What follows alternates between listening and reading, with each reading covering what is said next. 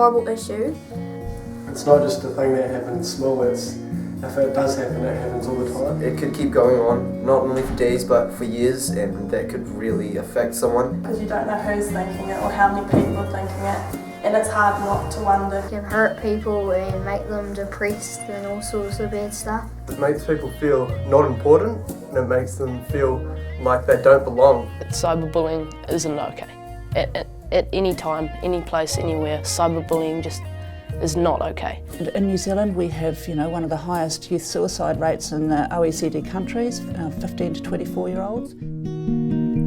And a bloodstain, there's no chance we'll get away from what we've done. It started out as fun, but we got too high. All the stars blurred in the sky. All our dreams became reality, only so did our nightmares, and they stole our screams.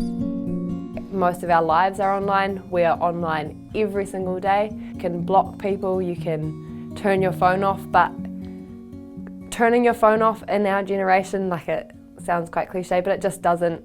It just isolates you from a whole lot because our lives have become very much online. Things like teasing is where there's a balance of power and everybody feels equal and nobody's getting hurt. But when someone gets hurt and there's an imbalance of power and it happens consistently, that's when it turns into bullying. I think everyone probably does experience some form of cyberbullying. Everyone knows someone that has been, or someone that is being, or someone that's doing it.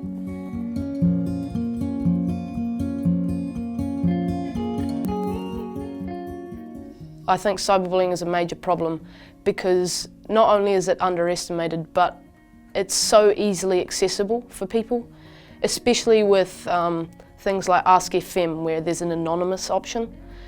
And where there's anonymous, that creates that imbalance of power, and then that's how cyberbullying is so easy to erupt and can affect so many people. It's certainly something that we see in Central Otago and has an impact on young people's lives here. I saw people, my friends and my sister, get bullied. They had nasty comments made about them. Things like on Ask FM, they would have anonymous questions saying, "Oh, you're fat," things like that. Photos being put up of them that they didn't like, and it was just little things like that that sort of built up over time and just made them feel really insecure about themselves. So DJ was my cousin, and he was just the most talented boy. He was smart, cheeky at times, and a fantastic rugby player, but he was text bullied, and that was said to be involved in his death. It's the hardest thing I've been through in my life, and for a person at such a young age to go through that, and suddenly we were just rocketed into this adult world where we had to try and understand these concepts, and it was really difficult. And I guess for me, DJ being text bullied, it really upsets you because it might not have happened. It could have been avoidable, and that's, I guess, where that anger was coming from for me.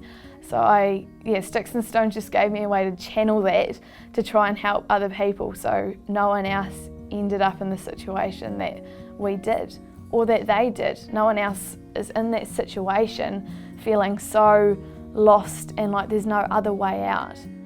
Cyberbullying is a huge issue, and if we don't sort of do everything we can to combat it now, it's going to have a huge impact on a very big number of lives. I think the most important thing to reduce cyberbullying is just think before you post, because it's so easy to write something in the heat of the moment and get really annoyed and say some mean stuff. But if you stop before you press the send button and just think about what you're saying and think, really, is this the right thing to be doing? Then I think cyberbullying would drop massively. As if they're judging as we pass them by. And the city's lights, oh, they burn too bright. And I still feel alone in this dark. And I still feel alone in this dark.